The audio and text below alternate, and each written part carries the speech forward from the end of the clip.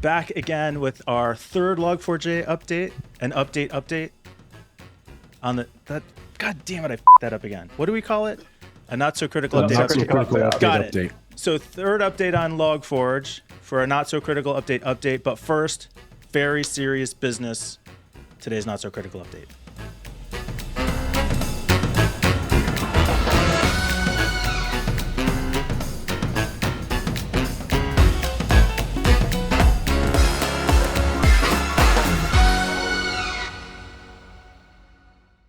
Another update on Log4j. Jon is back with us today. You had been suspended from the show indefinitely pending review. New evidence has come to light, so we are going to give you the opportunity to chime in, reconsider if the suspension should stand. I will present the evidence, and then you'll have a chance to rebut. And then we'll get to our Log4j update. Could I just say, Mike, for the record, before we get stuck into this, that Jon, that this is a very serious matter. Now, it's one thing, these kinds of situations arising once, but you should know that if this comes up again, it's going to be a different situation. Anyway, thank you, Mike. Yeah, we paid for this also, Jon. We were without you last week. It was pretty brutal. We really felt the loss. Yeah. But hey, justice has to be served. So let's take a look. Let me first play the evidence against you, and then I will we'll talk about why you got suspended and whether it was justified or not. So here we go. Because, you know, a lot of these companies, when we're talking about large enterprises, they are running thousands, if not tens of thousands of servers that all do different things. And one server connected to a network, forgotten about, running Java from 2012, 2012.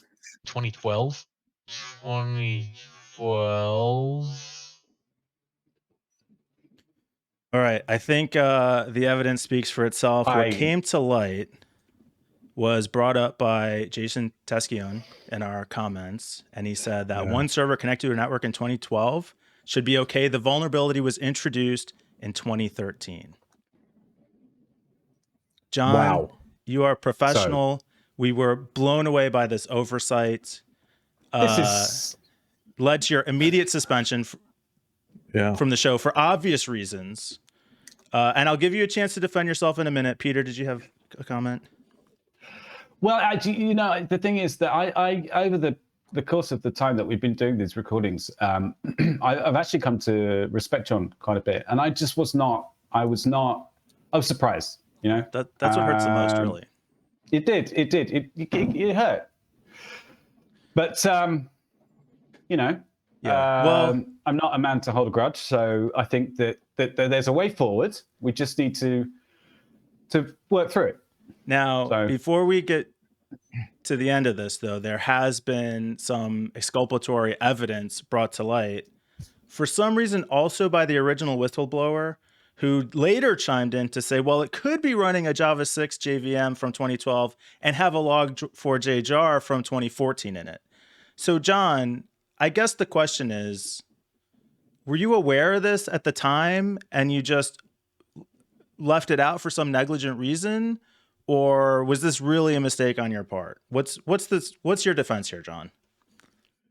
You know, I'm personally quite I'm the Java expert. I think self-proclaimed Java expert on the Not So Critical Update talk show. Which is why we take this so seriously. Right. Yeah. So when I said Java from 2012, I obviously meant that it's also bundled with the 2014 JVM Log4j or Log4, whatever. So professional, by the way. This is a slight, small hiccup, bump in my otherwise, you know, flawless execution of descriptions of various topics. I think with the stress of Log4j, I just got completely, you know, bamboozled in a way. It threw me completely off. I want to apologize to you, Peter and Mike. I want to apologize to our viewers, to my mother. This is obviously, this is a huge mistake that I've made, and I'm owning up to that. It wasn't my fault, but nothing is. You have to take responsibility for these. You always have to take responsibility. You know, you can throw excuses around it as you like, but totally. Ultimately, you are the one that holds the power in your hands, and with great power comes great responsibility. So Peter, do we accept that? Thanks, Peter. You know, I think we should. We should. It's a new year coming up. Yeah, it's new times, new days for the Not So Critical update. So now I'm actually curious how this happened in the first place, because it's starting to feel like there was some subterfuge on the part of our whistleblower, knowing what an expert Jon is, you know, not giving the benefit of the doubt and dripping out this important information over the period of a couple of days. I'm a little suspicious. We might have to consider a suspension for Jason himself. I think, Jason, if we could perhaps get in touch and maybe we could have a little chat about this, you know, clear things up, just, you know, privately. So, all right. Don't need to make a big deal about it. No need to make a bigger deal about it. No! Okay, well, I think we can move on, put that behind us. Jon, welcome back from suspension. We're happy to have you with us. Do you want to talk about Log4j again? Try not to screw it up this time. Oh, you want me to talk about that? Oh, this was Peter's update. I was actually gonna. I'd love for you guys. I'm gonna I wanted to maybe take a back seat on the whole Log4j. I'm still quite ashamed. This week was grueling. Okay. All I did was sit and loathe and, you know, just be in a pool of self-pity.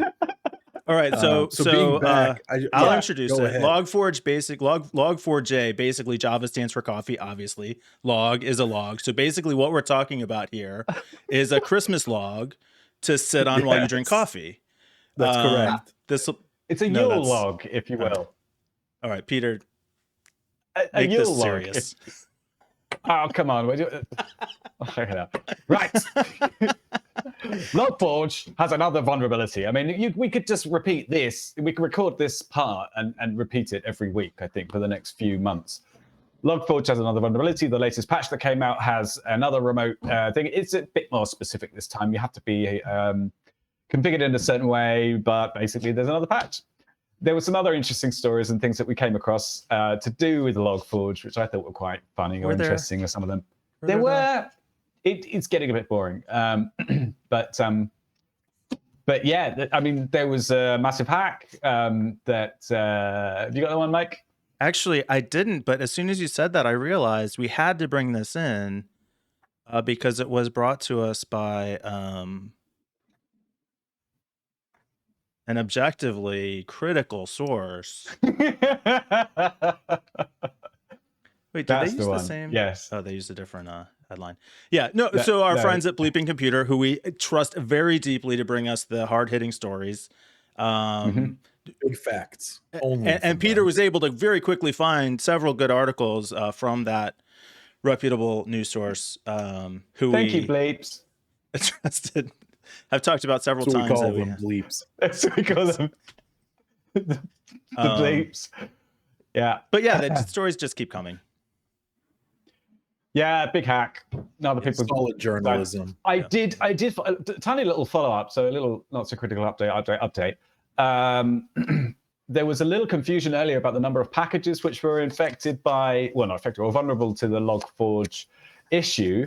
Mike found an article that said 17,000. I found one that said 35,000. Turns out the difference is that there was a scanner. There's a big repository of all the Java packages that everybody uses. It's called Maven, or it's the single biggest one. And there's something like a lot of packages in there. And there's an easy way to scan for packages that are being used and for vulnerable versions of packages.